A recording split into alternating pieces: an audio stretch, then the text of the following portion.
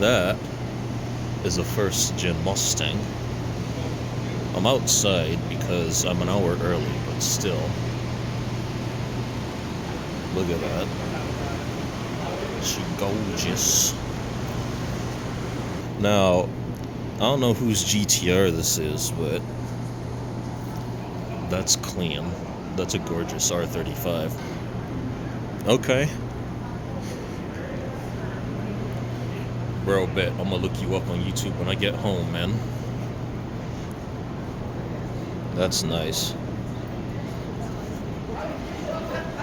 That thing is slammed. I wonder if that's a drift car, but let me switch from sideways. Yeah, ABCD. Umbrella Corporation, bro. We got Albert Wesker in here. Completely stripped down NA. Quite literally just because. The boys at Modded Detroit. Stefano Troiani. I'm with Modded Detroit. Okay. This is my 2007 WRX STI Limited, so it's 205 of 800. Has 86,000 miles on it. I've had it just over 2 years now. It did the typical Subaru thing in about 1 week. Probably, realistically, 2 days, because I brought it up to school and it sat for a second. But yeah, after a lot of money and time, it's a good car now. Yeah, it's gorgeous. Absolutely love it. Now, you said this is a limited edition. They only made it for, what, 1 or 2 model years? Only the 07 had the limited. Okay. They had it, I don't know, it's supposed to be more like, not like in your face for like older men, I guess. More okay. luxury, more subdued, even though it still has the massive rally wing. Okay, well, these actually, the limiteds didn't come with the rally wing. Okay. They came with the okay. little, the previous owner put the STI wing on it. Okay. But I don't know, it looks cooler. I was gonna say the rally wing is kind of an STI no, staple of the car. It looks almost naked without one. It just looks like a regular WRX if you don't have the wing. Truth be told, I'm just like away at school, so I have a Bronco Sport. I'll just drive that. This kind of okay, that's fair. Back burner, I guess. I don't know. Whenever I'm home, I'll drive it. It's the toy. Yeah. Whenever I get a second. I gotcha. If people wanna follow you, you got like an Instagram or something, or? Not for the account, but you'll see it on Modded Detroit. We got our Instagram, TikTok, YouTube. I mean, we're the ones that got all these cars in here. So even if you want this car on a hoodie, come to our tent. You can buy that. Sounds good. All right, man. Yeah, thanks for chatting. BMW S1000. You can see it's got an extended swing arm on the back. Clearly, this is a drag bike. It is clearly a Sith Lord. And yeah, there you go if you're curious. So, I don't see any badges on it, but I'm pretty sure it's a Reliant Robin. Imagine if I get to review a Reliant Robin on the channel.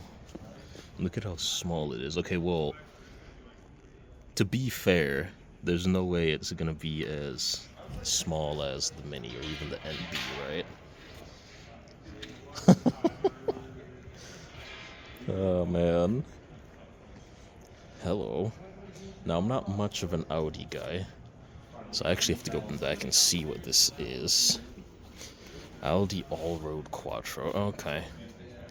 I've only seen a handful of these driving around, but it's nice. Okay. I've seen this car before. It was at a car meet. Okay. Yeah, big turbo, built K-Series, yeah. Okay. This was at a car meet that my buddy Caleb and I went to last summer, I believe. Really want to know what the power figures are on this thing. Gorgeous first-gen NSX, the Ferrari killer for its time. It's spotless. It's got nice white leather on the inside. The white wheels pop. Okay, I'm kind of curious about those camber angles though. Want to know. Got sticky tires on it, they're Falcons, but I want to know if this car gets tracked or not. So again, I'm not really using my mic right now just because I'm saving it for later in the day when it gets really loud and obnoxious. Got a couple of Evos here. And we're in the basement. The main auto show hasn't actually opened yet. I'll probably stick my mic in there. That's cool. But I am curious, a slammed Toyota Sienna. Now, if I recall, these have a 2GR. Let's see if I'm right.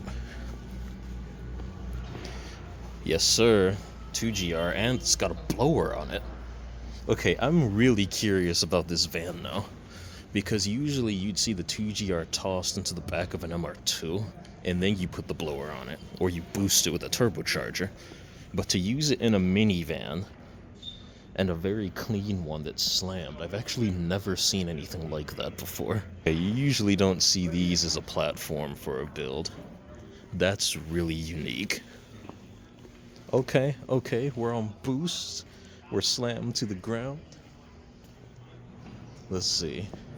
Airlift performance. Okay, here it is. So, build it, break it, garage. I'm gonna sub, my friend. I'm very curious about your build. Y'all know I'm a sucker for first gen Mustangs. That is a beautiful car. E46. This is a proper drift build. I can't tell. It's Roush Ford Performance. I can't quite tell if it's a mod motor, like a Terminator motor, or if it's a Coyote. Because I looked at it and I saw the supercharger and I was like, oh, it's probably LS. And then I saw, wait a minute, no, this is overhead. You can look at it. It's double overhead as well from what I'm seeing. I mean, I could be wrong. Again, I kind of got to find the owner of this car because I have so many questions, but this is a proper drift build. We've got a proper camber set up in the front for stability mid-corner. Okay, yeah, it has to be a Coyote. He's even got the Mustang dash in here. That's hilarious. Look at that. So there's drag builds, and then there's this. Yeah, bro, how much boost do you want? Yes. I'm sorry, sir, we need a number. All of it. This has to make insane power figures. That's amazing. Holley EFI. Some skinnies, bro. Are these also Mickey Thompsons? Let's see. Yep, sure are. Full parachute? Yep. Let's see it, bro. E36. Drop Detroit. Bet. I'm gonna sub, bro. Wait a minute. 1, 2, 3, 4. This is the V12. I may have seen this car on YouTube before. I'm gonna have to double check my history. I remember watching a guy drop one of these V12s into an old school 1 series, and I think that's the guy. I have to try and find him later. Don't slip on a trip.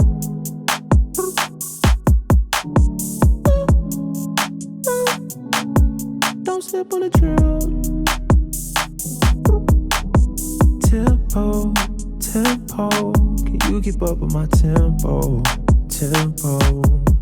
Yeah, blowing up. C4. I just hit the Mike Jackson on my tiptoes. Oh yeah, I know we go wherever that wind blows. The endo. Don't slip on the trail. Don't slip on the. Don't slip on the. Don't slip on the. Don't slip on the trail. Don't slip on the trail. High key, I know. I send all of my rap foes like they my tadpoles. Yeah. Blowing up, C4. I just had to go crack now on my Depot. Yeah, that Draco bustin' like free throws. I do not miss no. Okay, Corolla GR. What trim is this? Let's see.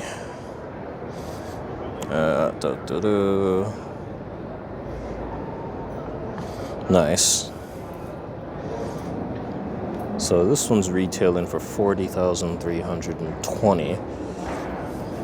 Total suggested retail. 42,957. Manufacturer retail 41,822. It's quite expensive. We can get in it. I do have actually a review of a Corolla GR coming on the channel. A friend of mine let me film his, but just some basic overtakes. It's nice being back in this cockpit again. It is a Corolla. It's very small, but you don't buy one of these because you're looking for a small economical car. You buy this car because it's fun. And then you're like, oh, it also happens to get good gas mileage. No, these cars are a blast to drive. I absolutely love that you can change the differential settings with this switch here.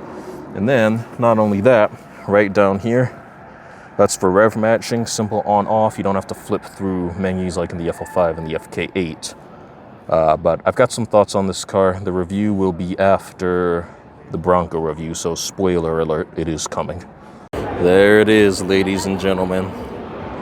The turbocharged 3-cylinder all-wheel drive manual transmission. Well, okay, for the newer models, they offer an automatic now apparently, but you don't want to buy this car in auto. You buy a hot hatchback and stick shift. It's the unwritten law.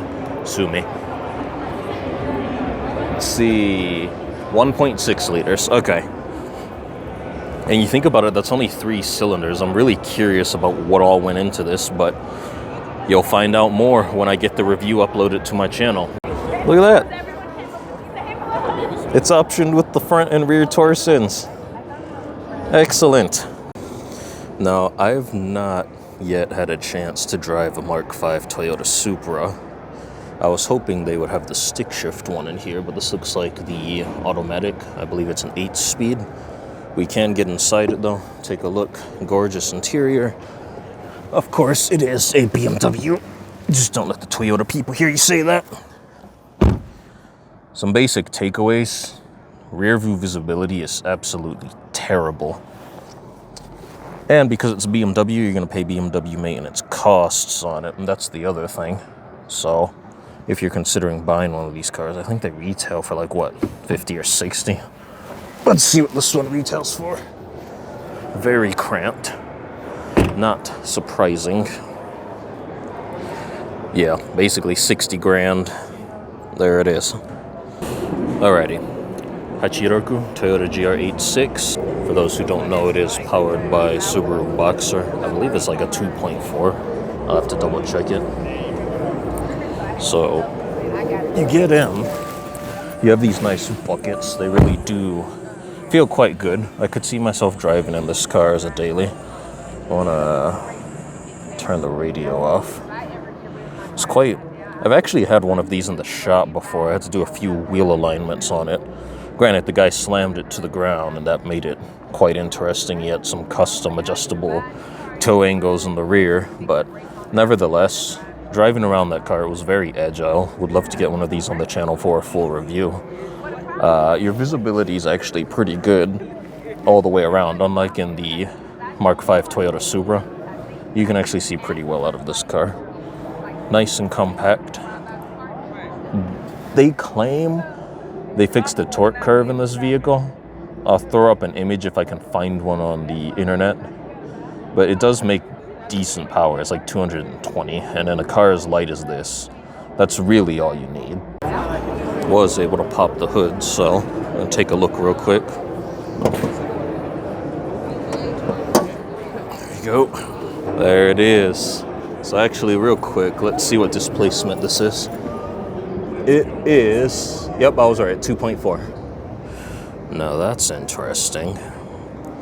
This is a concept car, Buick Wildcat. Not actually sure if it runs or not. It is electric.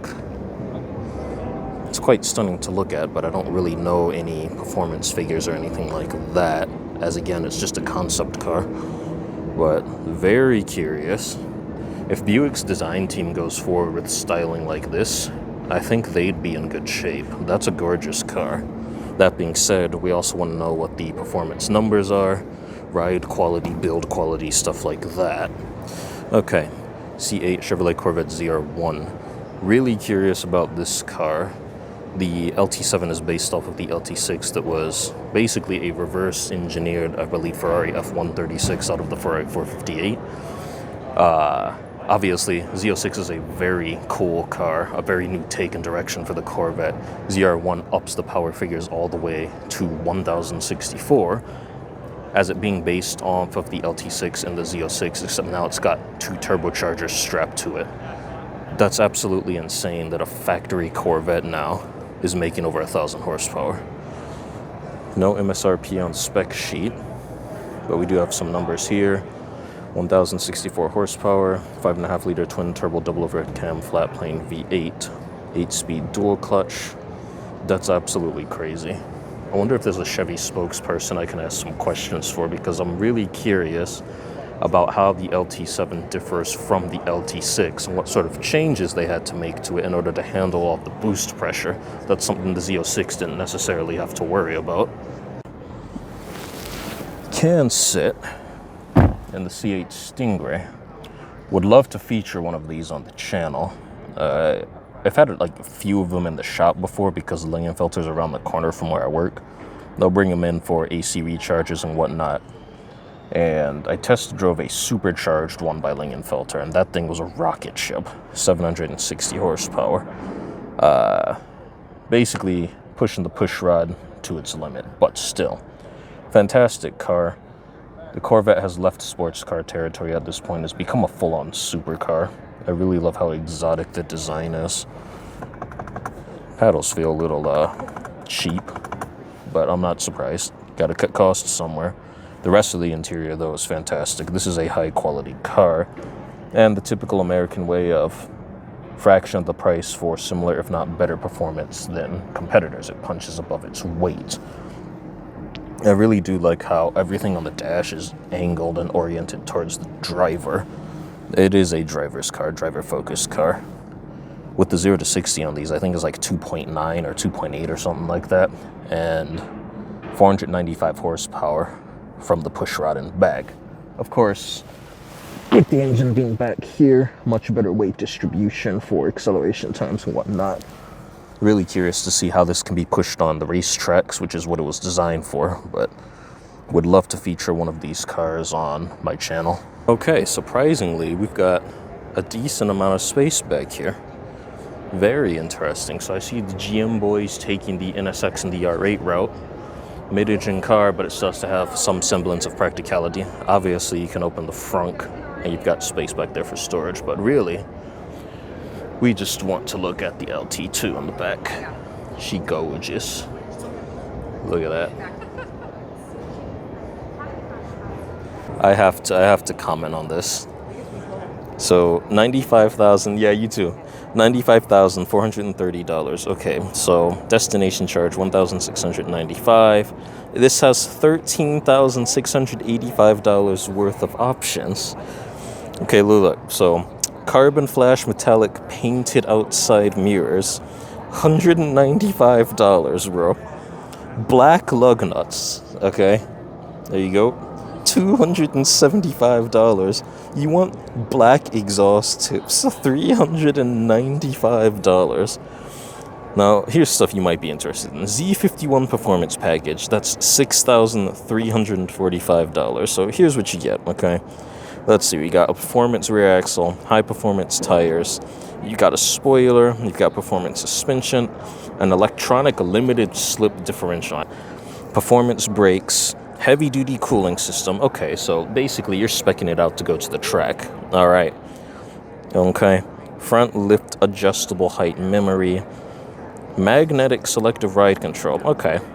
Okay. Wheels 20-spoke gloss black, forged aluminum.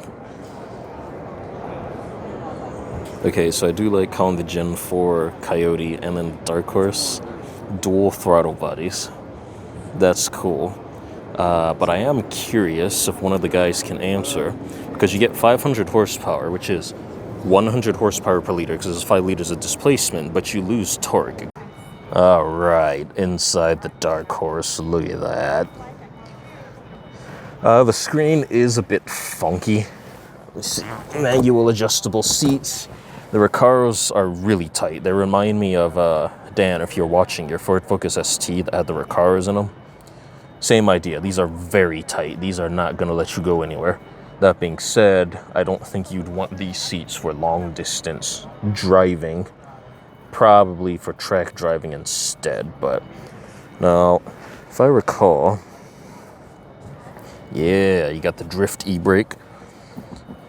Oh my goodness. That's nice and notchy. I like that. The throws are short, they're accurate. Now, if you look at the pedal spacing, kind of hard to see down here. You could rev match on that. Granted, a car like this probably has automatic rev matching equipped. I'll throw it on the screen if it does, but like, look at this. That feels great.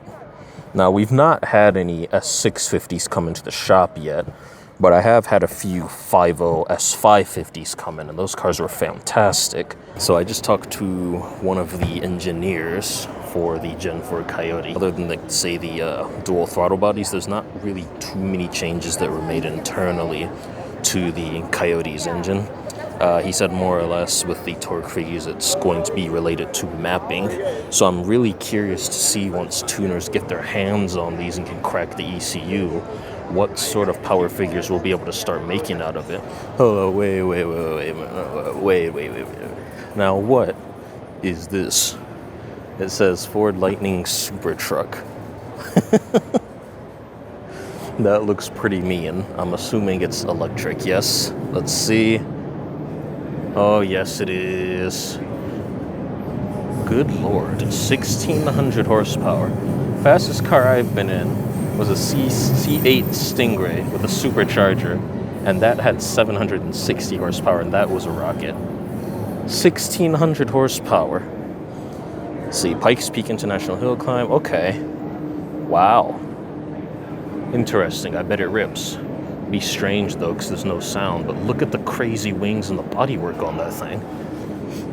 How much downforce does this thing generate? That's my question. Nürburgring backdrop, because this is the GTD. Okay. We want to go around. So it's a 7-minute Nürburgring lap time. If I recall, these run a dual clutch. I'll put it up on the screen. The most interesting thing about this car isn't the engine or the transmission, it's the suspension.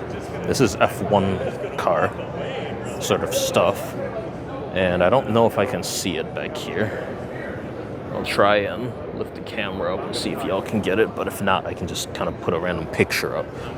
But this is like Formula 1 style suspension. If I recall, the bodywork was basically ripped off of their race car for the S650. This is a proper track weapon. Now, of course, the big talking point about this car is its price. It's $300,000. For a Mustang, that's a lot of money, but when you consider what the car is capable of doing and that it's going to be built in limited production numbers, I almost guarantee what's going to happen is no one's going to buy it because they're going to say, oh, it's a Mustang, it's too expensive. And then people are going to drive them and say, this is fantastic, and then all the collector guys are going to get their hands on them. So it ended up happening to cars like the Lexus LFA and whatnot. But I would love to see this thing in action, see what it's actually capable of doing. Fantastic. Viper ACR. I believe this is a 4th gen Viper. Don't see too many on the road. So over here at Vanguard Motors, I'd never heard of this one before. So do you mind telling us your name? Hi, I'm Demo. Demo, nice to meet you. Nice to meet you. Manuel. Doing all right. So I had never heard of Vanguard Motors before. So just out of curiosity, I see a lot of classics over here. They're very gorgeous, very well-kept cars.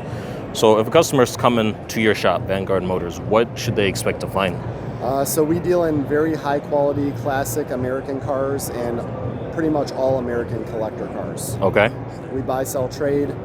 So if you're ever in the market for a nice, high-quality American collector car, definitely stop us, visit our website, vanguardmotorsales.com. Okay. I was curious. I do see like that 70 Camaro over there. Resto mods. Do you guys build resto mods? Do you do resto mods in your shop? We buy them as complete as possible. It's very expensive to build something like that. If you were to build that car, you'd be paying probably 30-40% more than what you can buy it for done. Okay. So that's kind of the sweet spot that we deal in. Okay. Now, personal question. Out of all the cars on your floor right now, which one are you taking home? Which one's your favorite? So I have two, actually. My first one would be that Cobra on the end. Okay. It's a Super Performance Cobra with a Roush 427. Those are so much fun to drive. My second choice would probably be the 67 Fastback. That one's got a 428 stroker. under the hood. That's one of the most iconic American muscle cars of all time. So those probably be my two. Okay, thank you for your time, Dima. Appreciate it, brother. Thank you. You have a good one. Yeah. So, never sat in a Giulia before. First time. Initial impressions, the seat is not the best. It's kind of tight, but Giulias are known for being driver's cars, so I'm really curious what weight distribution is and all of that sort of information. Italian pride right there. I think these are powered by a turbocharged 4-cylinder because this is not the Quadrifoglio. This is a Veloce, if I recall. So, I mean, I see if I can pop the hood. Probably not, though. Let's see. You can pop the hood. Fantastic. Let's take a look.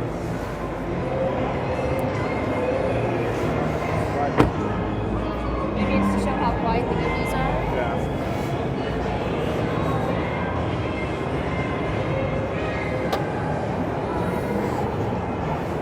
are. Okay, yeah, so like I thought. Looks like a turbocharged inline 4. Not quite sure what the power figures are, so see if I can find an Alfa Romeo spokesperson. Alright, I had to come over here because y'all know what this is. The Cadillac Escalade V. It seems everybody is surrounding and inside of this car right now. I'm not quite sure I'm sold yet. Number one, that's the starting price, okay? You have a supercharged V8 underneath. I don't quite remember the power figure off the top of my head. I'll go ahead and put the numbers on the bottom of the screen for you guys. Since the cockpit is available, let's see what the Escalade V offers. Hello. Wow. The whole thing is a scream. That's crazy to me. I wonder, because the passenger has to have their own unique controls. Even this down here is a touch screen. I feel like I'm looking at something that was pulled right out of iRobot or Star Trek. This is crazy. I wonder if this is going to be the future of how Cadillac designs their interiors. You also have ride height adjustment there. Very interesting. But here's the thing.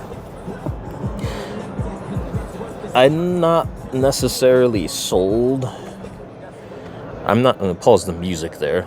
I'm not necessarily sold on performance SUVs like this because this thing is massive. Like, you look at the LMP1 prototype out there. That's what I'm interested in. You can put as much power as you want in this thing, right? And it'll go fast in a straight line, but it'll never stop and corner like a sports car. If you want practicality, which this has plenty of it, if you want practicality and performance, why not just get a performance wagon? Okay, so this is an interesting car. I was kind of gonna skip through Kia, not gonna lie, and then I came across this. So this is a 2025 K5 GT, 2.5 liter turbocharged front wheel drive. What got me interested, this right here, 290 horsepower, 311 foot-pounds of torque. Those are similar power figures you get from Civic Type R's, GR Corollas, and Integra Type S, stuff like that. I am disappointed that it is an 8-speed automatic. I doubt that you would be able to buy this in stick, but it is quite interesting nonetheless. Perhaps we could get one of these on the channel and drive it. I'm actually quite interested. Ooh, look at that. It's got this interesting, like, lime green trim going around the whole interior, and it's also on the brake calipers. It's actually pretty nice in here. You got a full screen on the dash. Will that distract you, though? It says it's an 8-speed. You can manually shift, but of course, I want my stick shift. But anyways, it looks like you've got a good amount of space for the whole crew. Interesting little sedan. Look at that. That's gorgeous styling, bro. I was talking to one of the Lincoln guys. These are still going to be running the Raptor powertrain, so the same 3.5 liter twin turbo EcoBoost and 10-speed automatic. Unfortunately, the Navigator's doors are locked, but I can peer through. And look at how clean that interior is. It's so gorgeous. State your name, sir. My name's Joey Jacobs. Joey Jacobs. This is my 2009 Audi A4 Avant and trailer. Okay, what was the inspiration behind the build? Because I see you've got half of an A4 Avant behind it. Yep. Oh yeah. So even before I even got the wagon, I saw a picture of a B5 RS4 Okay. towing a trailer, and I was like, "That's so cool! I need it." And then the story with the trailer is, I found it being parted out on the forums. Okay. As a joke, I offered him $800 to see like for the whole car, and he said yeah. So I'm like, oh, now I gotta go out there and buy it. I bought a car trailer, went out to Royale and picked it up, brought it back. Okay. Started cutting it up and all that stuff. So does the trailer part have any working mechanical parts in it? Like is the drive shaft, the axles, all that's gone? I took out the drive shafts mainly for weight. Okay.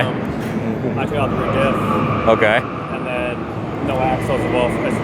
Anything I removed basically just for weight savings. Okay. But the doors all work. Windows, got the windows to work and stuff. So is this controlled by an onboard battery in the trailer, or is it hooked up to the car? So the trailer is on a separate Airlift 3P management system for the bags in the back. So I got Airlift. Okay. To my knowledge, I was the first person to put a separate 3P system in a half-car trailer. Okay. I helped out the guy with NSX with his. Oh, okay. With multiple people after that. The red NSX, right? Yep. Yeah, I've seen pictures of that. Okay. He passed away, but yeah. And then Okay. He had a friend with a 3000 GT that did it. Okay. I helped him. I met him up in Pennsylvania when I was out there this past summer. That's fantastic. Are you local to Detroit area, or? Yeah, I'm based out of Rochester, Michigan. Okay. So if people want your work, because I grabbed the business card, so like you do wraps and you stuff vinyl like that. wraps, custom decals, custom apparel, photo, video work, social media management, branding.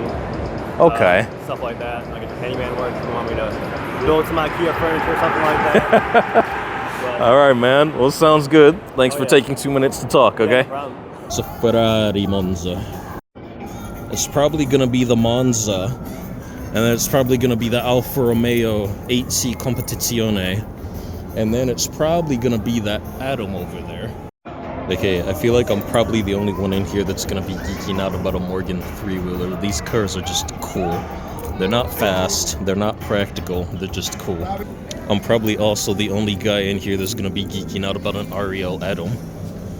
I have not seen one of these on the roads in the States before.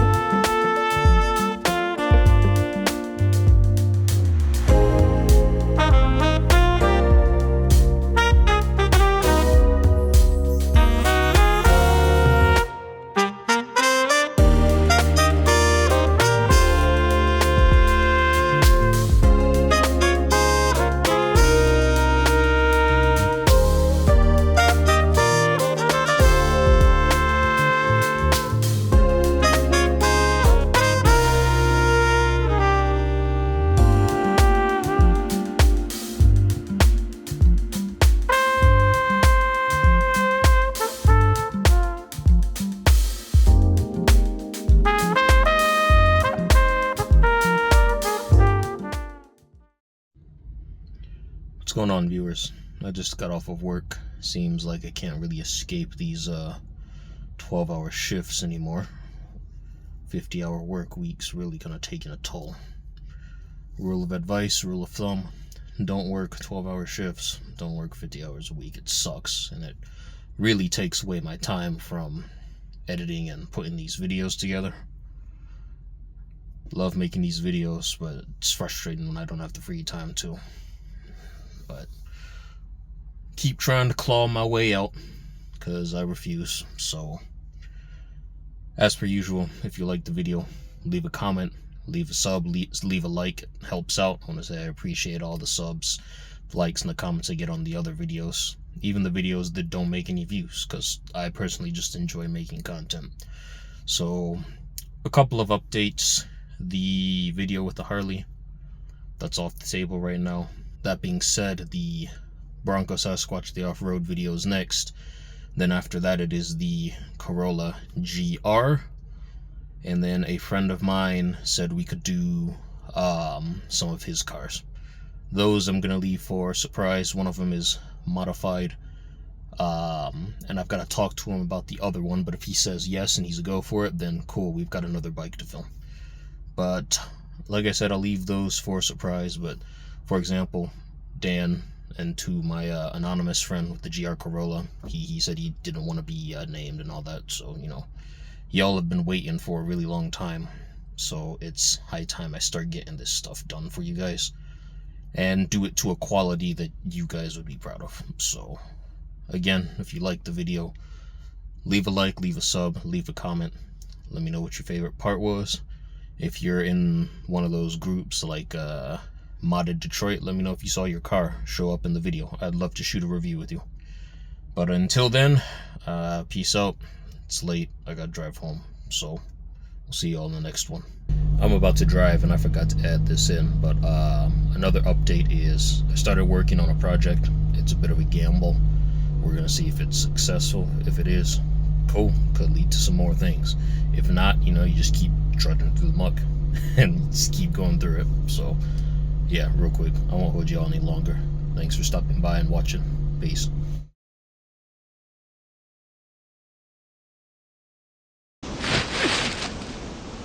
That's really an interesting color. I didn't know it was red.